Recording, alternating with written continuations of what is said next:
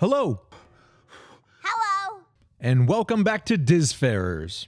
This episode is about the very first of Walt Disney's 9 old men, Les Clark. What? You've never heard of Les Clark? Don't know, don't care. How's that? But hear me out. The guy was awesome. Everyone has seen Les Clark's work. He worked on a multitude of projects and films. But most importantly, he was the lead animator for Mickey Mouse. But let's not get too ahead of ourselves. Every one of Walt's 9 old men was unique. But this Disney legend's life story is about heart, hard work, dedication, and innate talent. Okay, so at first I thought Les was short for Lester, but apparently he was born Leslie James Clark. I'm sorry, Leslie.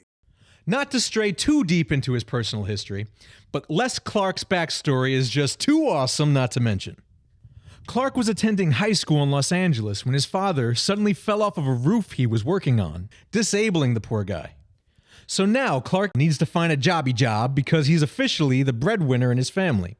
He soon fatefully finds himself stacking shelves, slinging candy, and scooping ice cream at a confectionery shop near the Hyperion studio.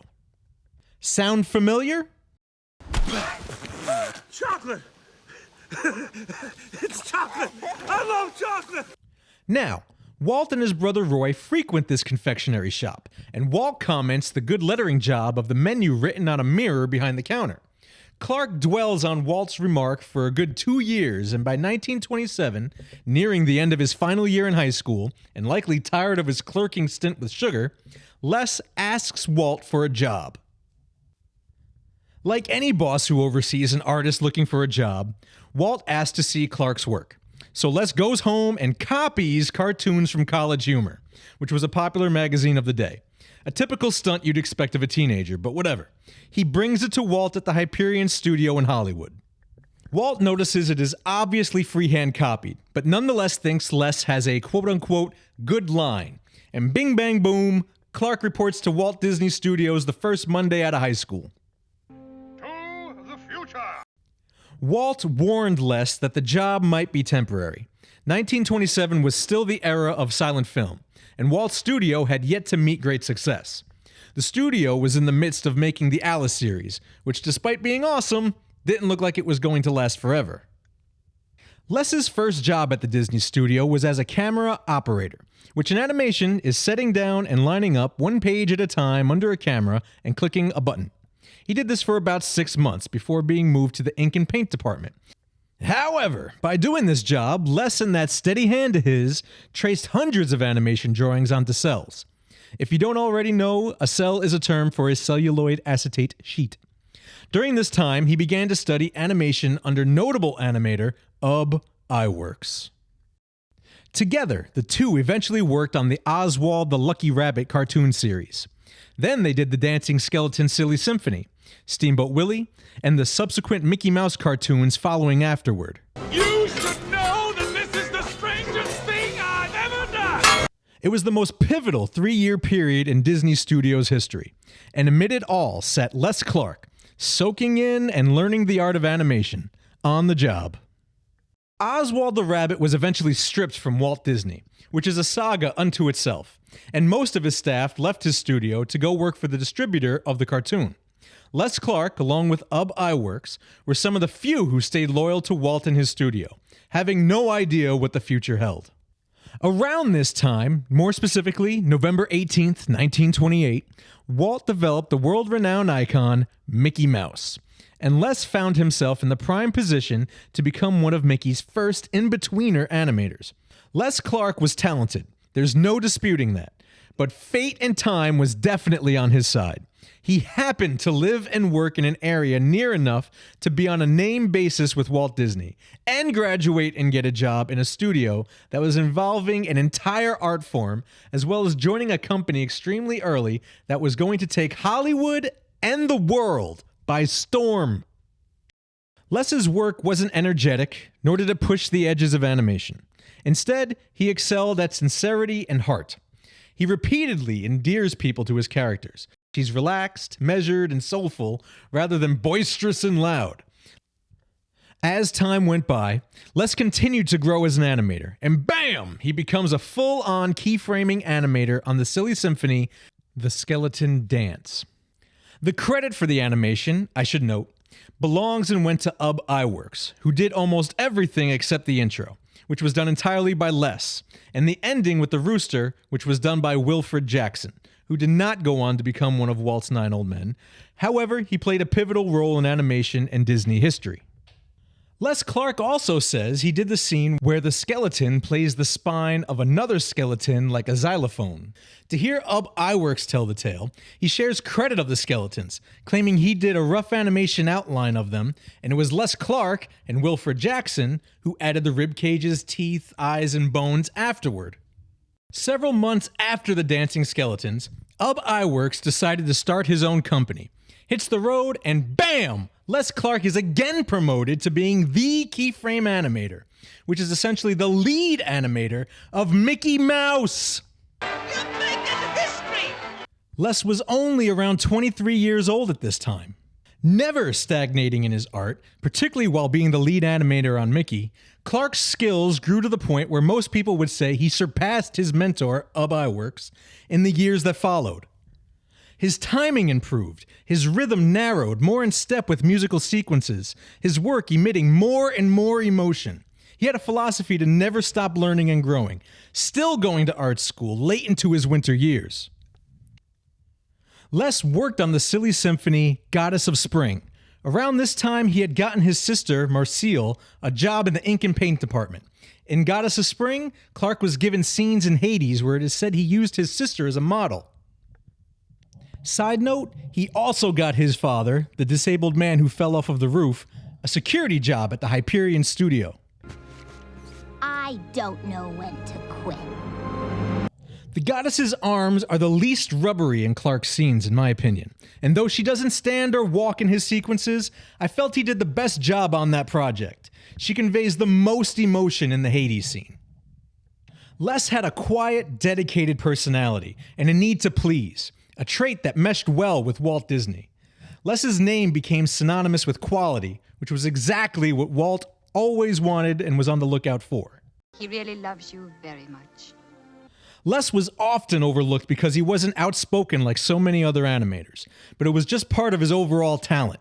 However, his strongest quality was always giving his absolute best in any and every job he was handed. There were other animators, we're not going to name names here, but others of the 9 old men who looked down on Clark and considered him a second-rate animator, or at the very least, not of the highest tier of the animation elite. However, in 1933, Les Clark was given the position of animator on Snow White and the Seven Dwarfs. Just to put his talent in perspective, he worked on the scene where Snow White dances with each of the 7 dwarfs, a piece of animation so complex studios wouldn't even bother with it today because it's too tremendous of a scene to tackle. Which is a shame, because it's a clear sign that the art of animation has watered down over the ages. And there are some people who will argue, yeah, but Snow White was rotoscoped. Let me just add, in case you haven't seen our first episode, that the dwarfs were not rotoscoped in Snow White. Each of the dwarfs dances differently. The camera angles change. It's really, really astounding. Les Clark worked on a ton of different animation projects. Too many to look at too closely in an episode like this. But it feels irresponsible to not show how far Les came in such a short amount of time. The Goddess of Spring was a test at the Disney studio to animate a realistic female, to see if they could animate Snow White. Ultimately, everyone felt they failed, but it's remarkable how far Clark and Disney Studios evolved over the span of only 2 years. After Snow White, Clark went on to animate Mickey in The Sorcerer's Apprentice and Fantasia, which alone may seem fantastic, but it was really the animation of Mickey's robe that was astounding for the time. The folds and the way they hung off his body was unparalleled. You can feel the weight of it. The spring and balance in Mickey reached its absolute epitome. With hardly any dialogue, Clark elicited real emotion into his character, and from audiences as well. Walt, who is known to rarely hand out praise, at least not personally, did compliment Clark to his face for his work in Fantasia.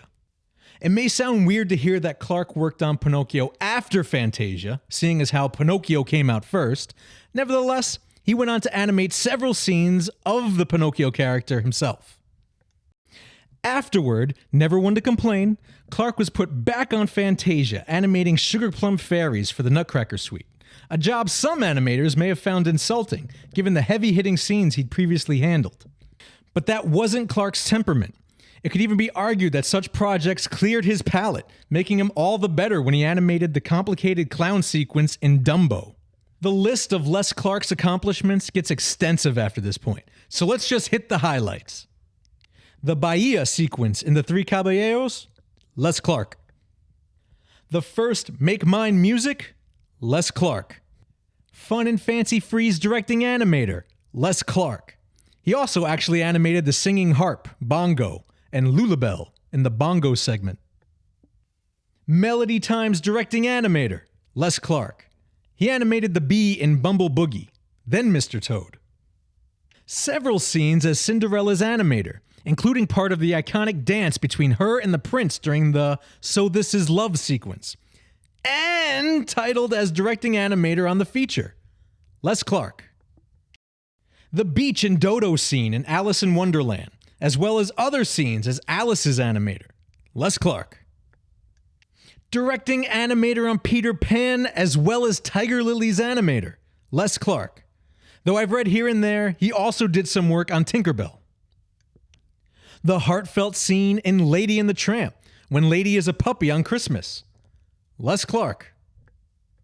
The opening sequence, as well as several other scenes in Sleeping Beauty, Les Clark. A little before and entirely after Sleeping Beauty, Walt had Clark direct television specials and educational films like Paul Bunyan, Donald Duck in Mathemagic Land, and Goofy's Freeway Troubles. Which, can I just say, why are these not on Disney+? I loved Mathemagic Land and Freeway Troubles. In any case, Clark did this sort of episodic work for 2 decades before retiring in 1976. Walt ultimately placed Clark on such television projects for the rest of his time at Disney, and it appears to have been a pleasing arrangement for both men and audiences. Dedicatedly working day in, day out, and going to classes night after night throughout his life, Clark obviously loved what he did. He knew he was part of something special, and he put as much as he could into it. Without schooling, he became a great artist through sheer determination. By the time of his death in 1979, Les Clark was the only animator born of the silent era who had success in what became the golden age of animation. He worked tirelessly to keep up with the ever-rising bar of animation. And people still criticize that he didn't come from a formal art background, but the man literally worked for Disney his first Monday out of high school. If he had ever decided to leave Disney and work at another studio, no one could ever say he didn't possess an art background. He led a truly unique life, and I'm glad to have been able to share the highlights of it with you. From candy slinger to legend, Les Clark, the first of Walt's 9 old men. Disfarers out!